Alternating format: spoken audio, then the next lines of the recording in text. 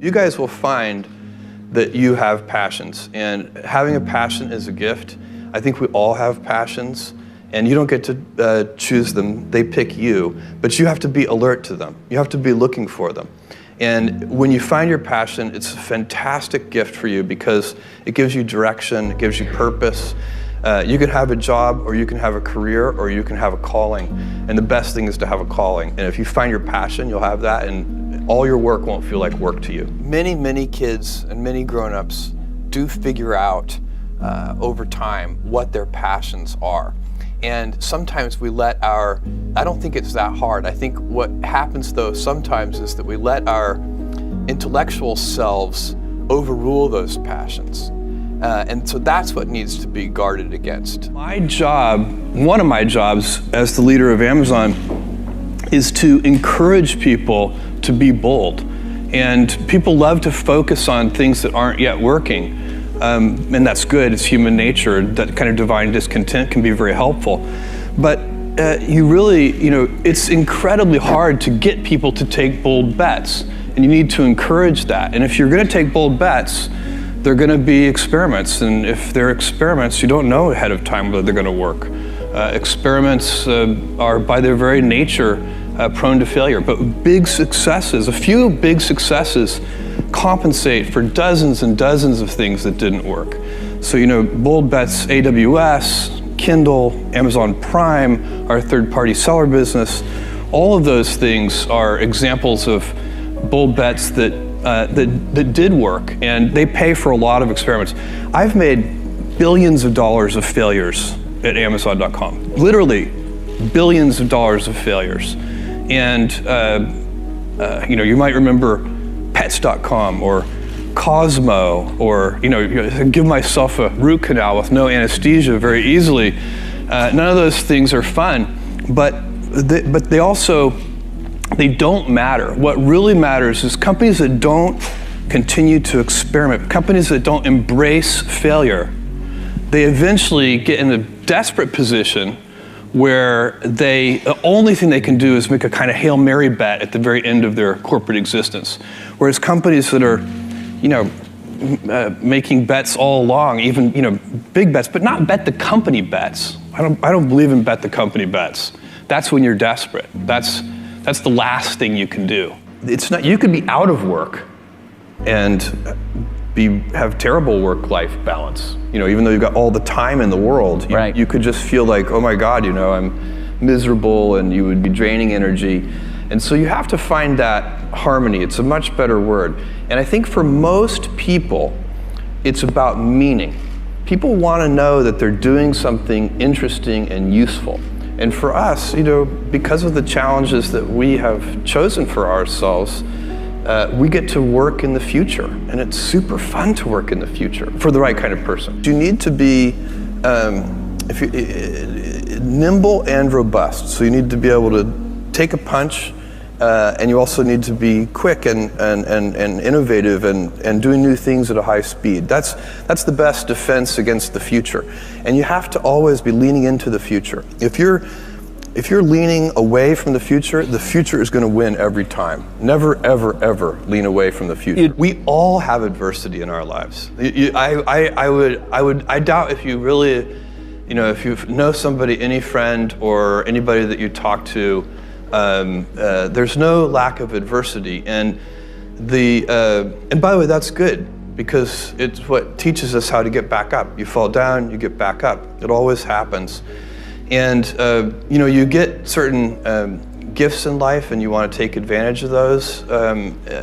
But I guess my advice on adversity and success would be to be proud not of your gifts, but of your hard work and your choices.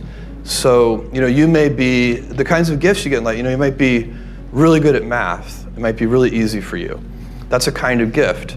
But practicing that math and taking it to the next step, that could be very challenging and hard, and take a lot of sweat.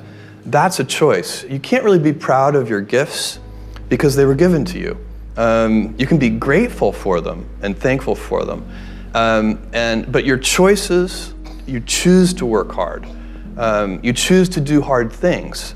Those are choices that you can be proud of. Being an inventor requires, because the world is so complicated, you have to be a domain expert. I mean, in a way, even if you're not at the beginning, you have to learn enough so that you become a domain expert. But the danger is once you become a domain expert, you can be trapped by that knowledge. And so inventors have this paradoxical ability to have that 10,000 hours of practice and be a real domain expert and have that beginner's mind. Have that look at it freshly, even though they know so much about the domain. And that's the key to inventing. You have to have both. And I think that is intentional. I think all of us have that inside of us, and we can all do it, but you have to be intentional about it. You have to say, yeah, I am going to become an expert, and I'm going to keep my beginner's mind. You can't skip steps. You have to put one foot in front of the other. Things take time. There are no shortcuts. And but you want to do those steps with passion and ferocity. It's easy to have ideas. It's very hard to turn an idea into a successful product. There are a lot of steps in between, and it takes persistence, relentlessness. So I always tell people who think they want to be entrepreneurs, you need a combination of stubborn relentlessness and flexibility. And you have to know when to be which. And basically you need to be stubborn on your vision, because otherwise it'll be too easy to give up. But you need to be very flexible on the details, because as you go along pursuing your vision, you'll find that some of your preconceptions were wrong, and you're going to need to be able to change those things. So I think taking an idea successfully all the way to the market and turning it into a real product that people care about and that really improves people's lives is a lot of hard work. Don't try to chase what is kind of the hot passion of the day.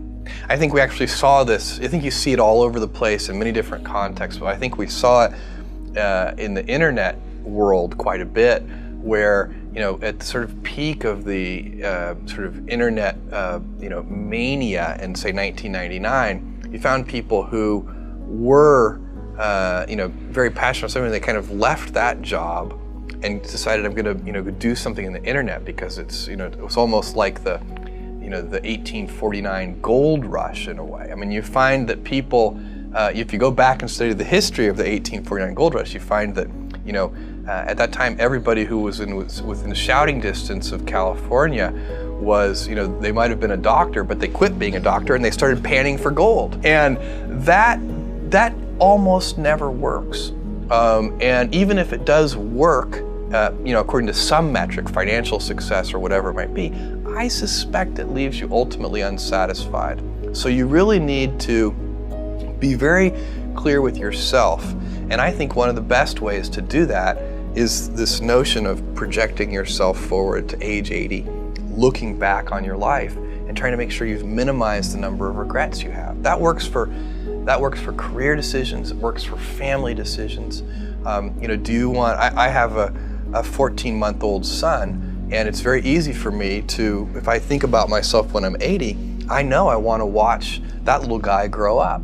And so I don't want to be 80 and think, shoot, I missed that whole thing, and I don't have the kind of relationship with my son that I wished I had, and so on and so on. So if you think about that, so I guess another thing that I would recommend to people is that they always take a long-term point of view. And I think this is something about which there's a lot of controversy. There's a lot of people, and I'm just not one of them, believe that you should live for the now. I think what you do is you think about the great expanse of time ahead of you and try to make sure that you're planning for that in a way that's going to leave you ultimately satisfied. So this is the way it works for me. And I mean, everybody needs to find that for themselves. So I think there are a lot of paths to satisfaction, and you need to find one that works for you.